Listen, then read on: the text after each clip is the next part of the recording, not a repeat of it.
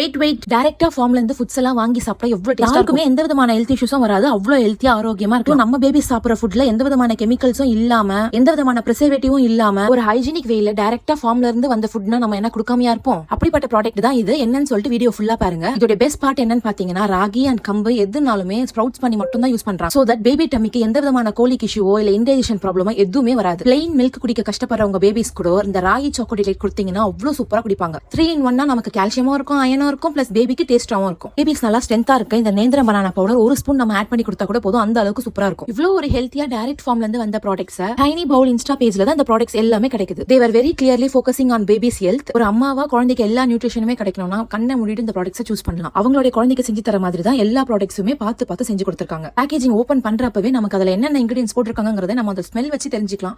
அந்த அளவுக்கு எந்த விதமான ப்ரிசர்வேட்டிவ்ஸும் இல்லாம கிளீனா இருக்கு இவங்களுடைய இன்கிரிடியன்ஸ்.